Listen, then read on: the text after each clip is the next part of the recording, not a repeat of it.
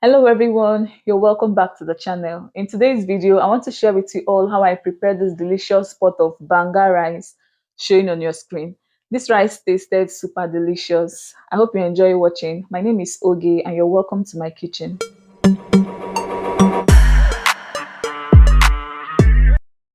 Let's get started. I have my washed beef inside the pot. I'll use some of this beef to prepare the Banga rice and I'll keep some aside for a different recipe. To season the beef, I went in with some curry powder, chopped onion, seasoning cubes, and salt to taste. I gave this a good stir until the ingredients combined properly and I allowed it to steam on low heat without adding any extra water for about 8 minutes. After cooking for about 8 minutes, I went back to check on it, and this is what we have. It has released a lot of stock, and I'll add a little water to this because I need the beef stock for this recipe.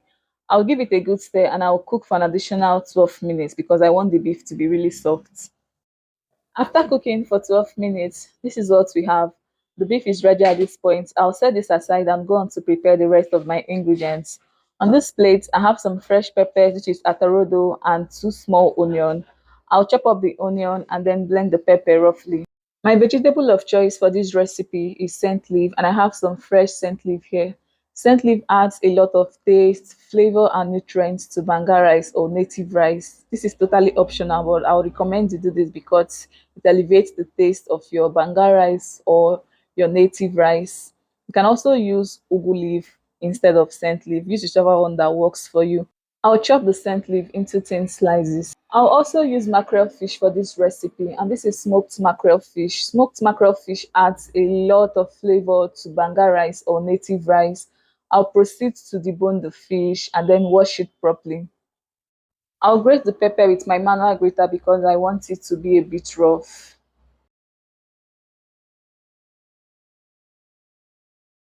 I'll also use crayfish for this recipe, and I've gone ahead to pick out all the debris. I'll add this into my blender and proceed to blend into a smooth powder.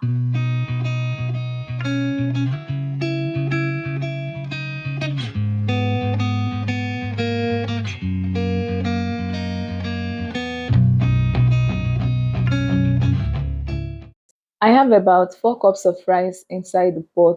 I wash the rice multiple times to get rid of all the dust in it before adding it into my pot. I just added hot water and I'll allow the rice to parboil for about 5 minutes. This is what I have after parboiling the rice for about 5 minutes. I'll pour this into my sieve and set it aside until when I'm ready to use it.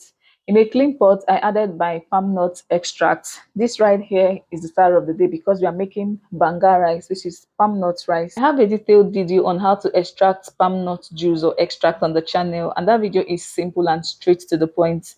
You find it interesting. I'll drop the link to that video in the description box below. After adding the palm nut extract into my pot, I brought it to a boil before adding the rest of my ingredients. I added my chopped onion, roughly blended peppers, crayfish powder, seasoning cubes, and salt. You don't need a lot of seasoning when making banga rice. If you are interested in the list of ingredients that I use for this recipe, please check the description box below. I'll drop it there.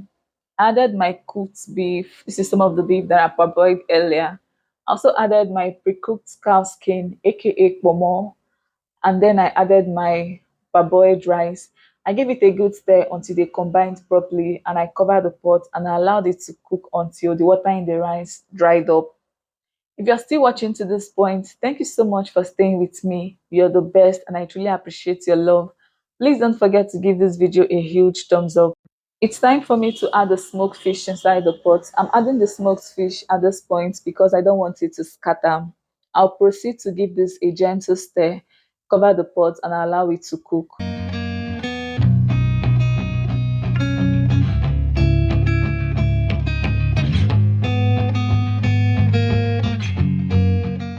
After cooking for about 10 minutes, I went back to check on the rice, and guys, this is what we have. This rice is looking super delicious already. The rice is 90% cooked at this point because I still have to add in my vegetable. I'll add in the leaf, give it a good stir, and then I'll allow it to simmer for about 2 minutes because I don't want to overcook the vegetable.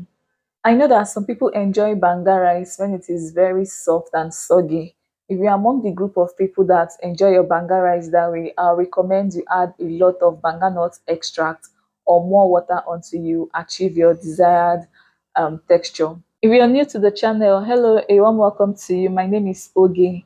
Kindly consider subscribing and also turn on the post notification so you are the first to get notified whenever I upload a new video. I promise you, you will love it here. And to my returning subscribers, thank you guys for always coming back to watch me. You guys are the best. I see your love and I'm super grateful. After cooking for about 2 minutes, I went back to check on it and this is what we have. I present to you this delicious pot of banga rice. This rice tasted super delicious. You have to give it a try.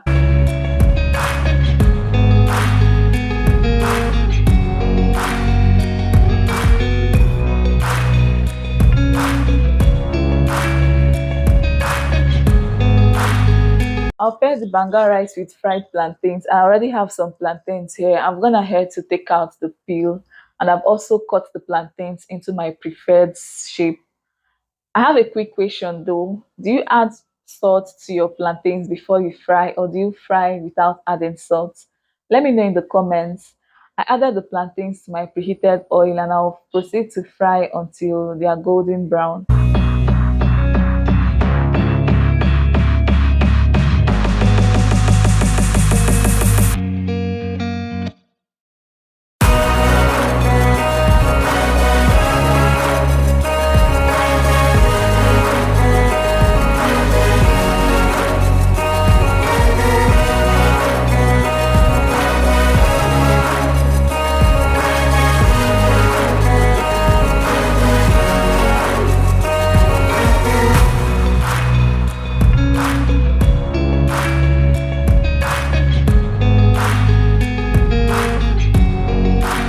Banga rice is ready and I want to serve it on this leaf.